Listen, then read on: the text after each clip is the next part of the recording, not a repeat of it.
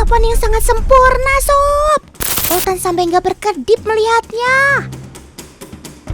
Teman, walaupun terlihat lambat, tapi sebenarnya binturong adalah pemangsa yang sangat menakutkan bagi mangsanya. Lihat sendiri kan, cakarnya yang tajam bisa dipakai untuk tangkap mangsa dengan sekali sergap. Ketepatan seperti ini patut kita acungi jempol, teman. Apalagi berburunya di atas pohon. Pasti lebih sulit kan untuk hewan berbadan besar ini? Tapi ada juga nih yang bertanya-tanya, kok binturong makan burung sih? Bukannya makan buah ya? Baiklah, Otan bantu jelaskan ya. Menurut para ahli, binturong digolongkan sebagai hewan karnivora alias pemakan daging. Tapi terkadang ia juga makan buah-buahan. Semua tergantung dari ketersediaan makanan ketika berada di alam. Selamat menyantap hasil buruanmu, Sob. Otan gak bakal minta kok, kecuali pisang itu.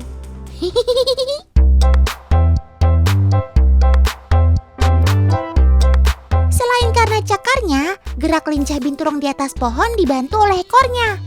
Ekor prihensil ini berfungsi untuk menyeimbangkan tubuh ketika sedang meniti jalan di batang pohon. Selain itu, ekor si binturong juga dapat jadi kaki kelimanya. Lah, kok bisa? Ya bisa dong. Caranya adalah dengan mengaitkan ekor binturong pada batang pohon saat bergelantungan. Aneka guna banget nih ekor kamu, Sob. Binturong merupakan satwa terbesar dari keluarga musang. Ukuran tubuh mereka dapat mencapai 98 cm. Dan berat badan mereka bisa mencapai 20 kg lebih. Walau sering berada di atas pepohonan, binturong juga terkadang turun ke tanah untuk berburu atau minum. Wah, tumben banget nih kru si Otan bisa dapatkan gambar ketika ia sedang berada di alam. Kasih tahu dong Kak rahasianya.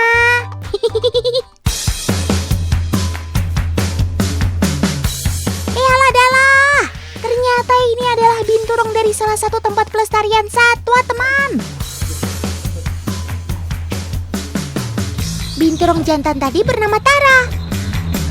Tim si Otan dan narasumber telah sepakat untuk meliput sobat Otan ini di outdoor dan bukan di kandang seperti yang kita biasa lakukan. Dalam proses meliput binturong di alam, tidak semudah yang dibayangkan loh. Kita harus mempersiapkan segala kemungkinan yang ada. Binturong merupakan salah satu hewan yang dilindungi, makanya harus hati-hati banget penanganannya. Berstatus Apendik 2 berdasarkan Peraturan Menteri Lingkungan Hidup dan Kehutanan. Sesampainya di lokasi, Tara langsung mencium sekelilingnya untuk menyesuaikan diri. Penciuman merupakan salah satu indera yang diandalkan binturong untuk membaca keadaan sekitar. Kak, itu kenapa sih pintunya? Jadi ini dia kayaknya agak stres, makanya kabur-kaburan. Coba lagi di handle dulu. Ya inilah tantangannya, teman. Tidak semua binatang dapat menyesuaikan diri dengan cepat. Semua ini tergantung dari sifat masing-masing hewan. Tapi pada akhirnya semua dapat terkendali dan berjalan dengan lancar sesuai dengan rencana. Syukurlah.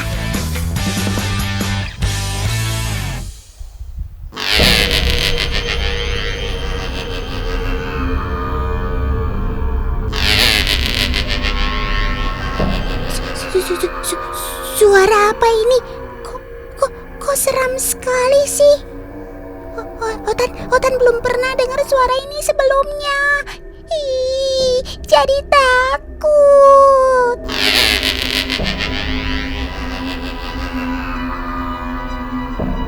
Coba Paman Editor perjelas gambarnya.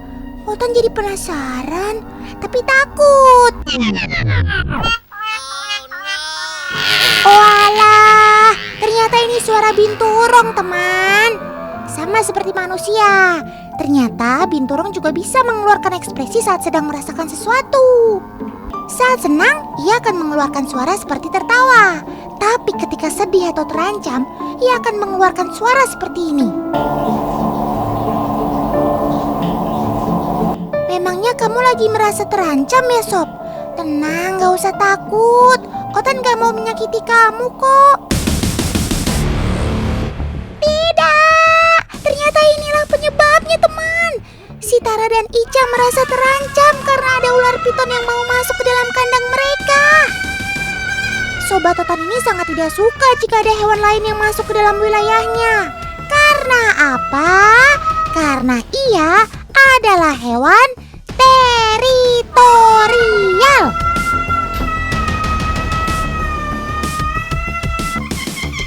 Hei ular, sebaiknya kamu pergi dari sini karena sangat berbahaya. Tuh. Benar kan kata Otan? Dengan cepat si Bintu langsung menyerang ular. Tapi si ular nampak tidak mau kalah. Ia berusaha untuk menyerang kembali si Bintu.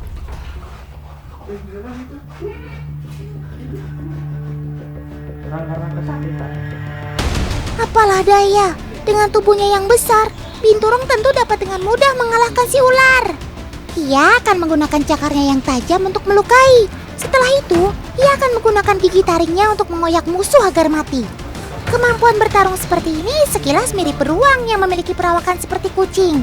Jadi nggak heran kalau satwa ini disebut bearcat dalam bahasa Inggris.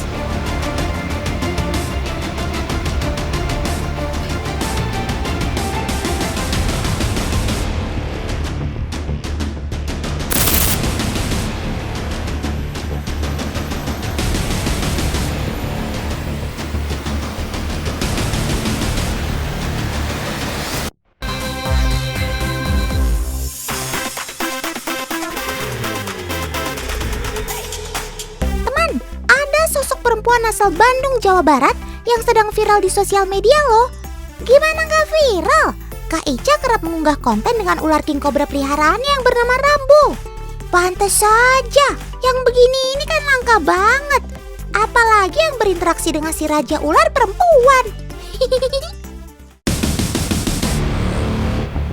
Awas Kak, ada king cobra yang coba menyerang dari balik semak-semak.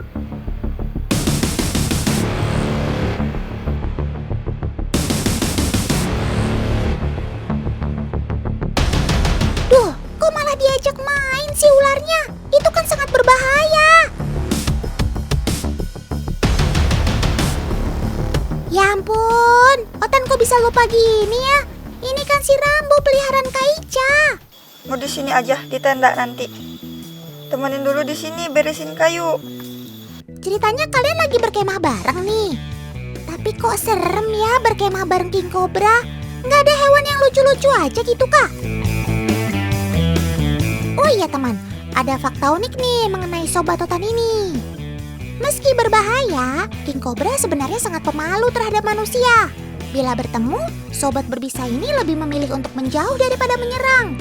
Tapi bukan berarti ketika kita bertemu king cobra harus menghadapinya ya teman. Jalan terbaik adalah menjauh dari jangkauan ular. Untuk berdekatan dengan Rambo, Kak Ica juga tetap waspada teman. Bagian terpenting adalah mengenal karakter Rambo agar Kak Ica bisa membaca gerak-gerik yang mencurigakan untuk mencegah terjadinya serangan. Dalamnya bareng ya.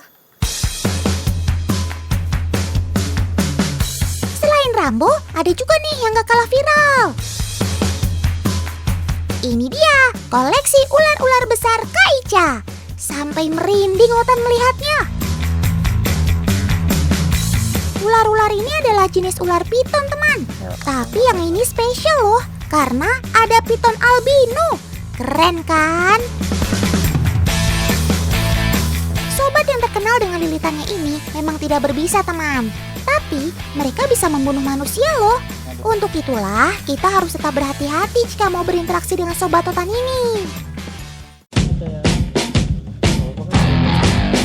Teman, walau bagaimanapun juga, untuk merawat ular sebanyak dan sebesar ini, sebaiknya kita tetap harus didampingi oleh ahlinya. Salah satunya saat proses liputan berlangsung. Di belakang layar ada Kak Sandy sebagai ahli reptil yang terus mengawasi Ica. Ya, semuanya demi kebaikan dan keselamatan ya teman. Oh iya teman, tonton terus tayangan ini sampai habis ya. Di akhir tayangan ini akan ada kuis. Pertanyaannya nggak susah kok. Dan yang pasti, yang berhasil menjawab sesuai ketentuan akan dapat hadiah yang kermaks alias keren maksimal. Oh iya, untuk keterangan kuis lebih lanjut, ikuti akun media sosial Instagram @magazinestrans7 ya. Jangan sampai enggak loh.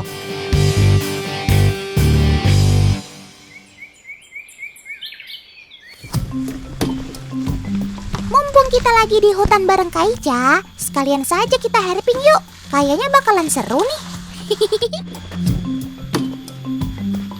Selain untuk mengenal satwa lebih dekat, herping juga dapat memastikan populasi suatu hewan di daerah tersebut masih baik atau tidak. BTW, hutannya lebat banget ya. Hati-hati tergelincir ya, Kak. Nah, baru kita obrolin. Ketemu sama apa tuh, Kak Ica? Kita deketin yuk. Ica nemu ada satu baby king cobra lagi jalan. Kayaknya dia mau ke atas sih. OMG, tadi sangka kita bertemu dengan anakan ular king cobra, teman.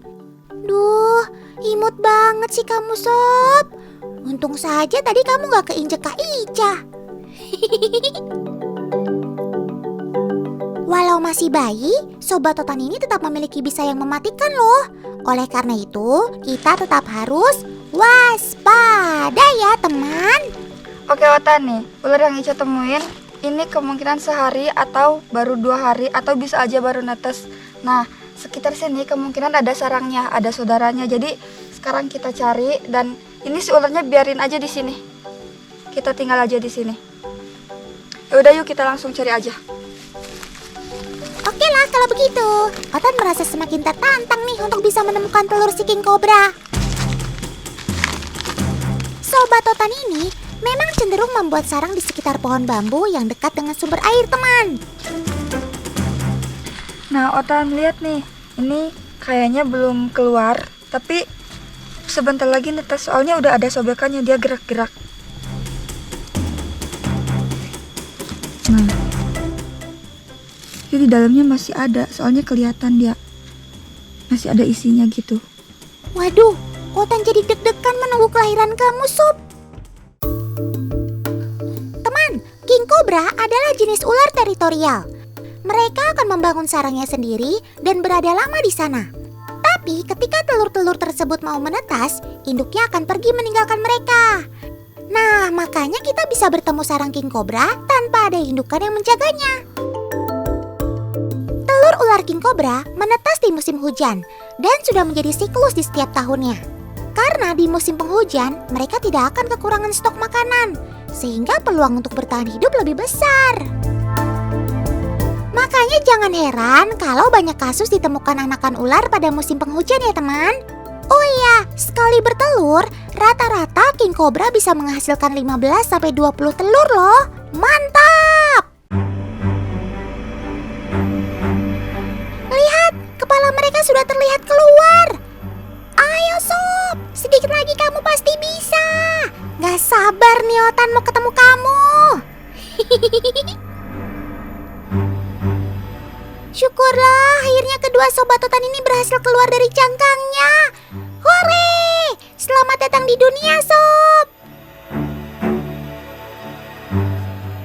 Sehat-sehat ya Sob. Nanti kita ketemu lagi di lain kesempatan kalau kalian sudah besar. Jangan lupakan Otan ya.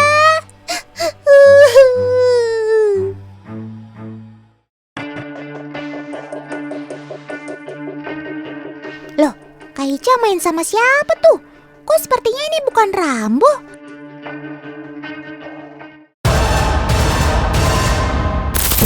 Awas, hati-hati Kak. Ini sangat berbahaya. Ya ampun, ternyata Sobat Otan ini merupakan salah satu hewan peliharaannya Kak Ica juga.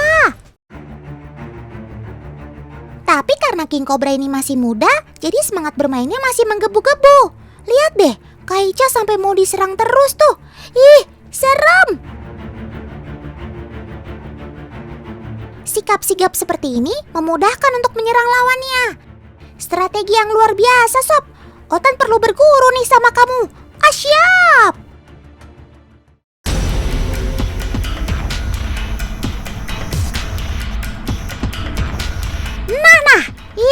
salah satu adegan yang paling banyak ditonton di sosial medianya Kak Ica, yaitu berenang bareng ular. Yang makin bikin viral, berenangnya nggak nanggung-nanggung sama si Rambo ular king cobra. Waduh, resiko banget sih ini buat Otan yang nggak pengalaman. Tapi kok king cobra bisa berenang ya? Ya iya dong, pada dasarnya semua ular bisa berenang. Meskipun ada yang lebih ahlinya, yaitu ular air. Kak Ica, tolong! Rambo mendekati Otan nih! Kabur!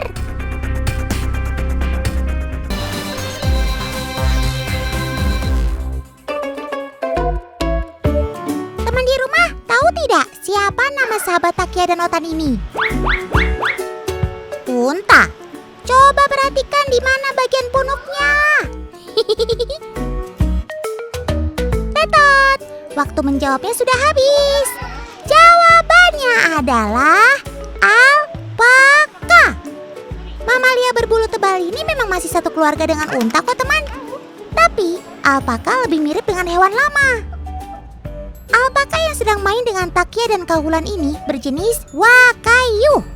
Sekitar 90% populasi alpaka adalah berjenis Wakayu. Ciri khas si Wakayu ini adalah bulu gimbal yang lebih pendek, sedangkan 10% sisanya berjenis siri.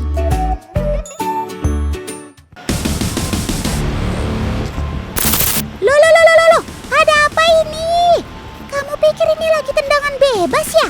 Gak boleh gitu dong sob. Paman kiper cuma mau grooming kamu kok. Tahukah teman, ternyata bulu alpaka dimanfaatkan sebagai bahan tekstil seperti wol domba. Bahkan serat dari bulu alpaka lebih halus dan lembut loh. Tapi ini nih masalahnya. Paman kiper harus ekstra hati-hati jika ingin membersihkan bulu bagian belakang alpaka. Sebab alpaka akan bersikap waspada dan curiga terhadap apapun yang ada di belakang tubuhnya. Oh iya, tahukah teman, kenapa alpaka masih saudara dengan unta? Sebab mereka sama-sama famili Camelidae atau hewan berjari kuku genap. Tuh, jumlah jarinya cuma 2. Waduh, Om Editor, tolong ulang perilaku sobat Otan ini ya. Ini dia nih sifat jelek alpaka. Ia suka meludah. Jangan dicontoh ya teman. Ternyata kebiasaan ini dilakukan saat alpaka merasa terancam atau tidak menyukai sesuatu. Oke, semuanya udah selesai kok sob. Ayo paman, kita tinggal aja daripada makin disembur.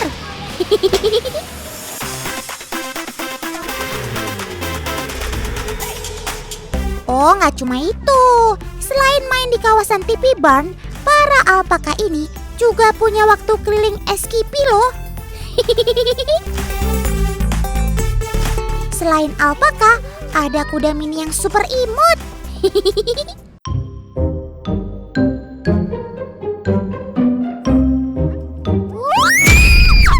Waduh, jangan serang Takia sob. Ini loh teman, sobat Otan yang jago manjat. Kambing pygmy atau disebut juga kambing kerdil.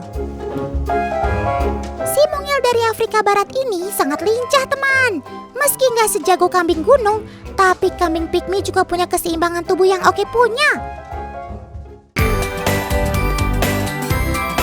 Nah, pasti udah pada nggak sabaran kan nungguin pertanyaan kuis dari Otan? Baiklah, Otan langsung saja. Siapa nama ular king cobra peliharaannya Kak Ica? Ayo, pada masih ingat kan?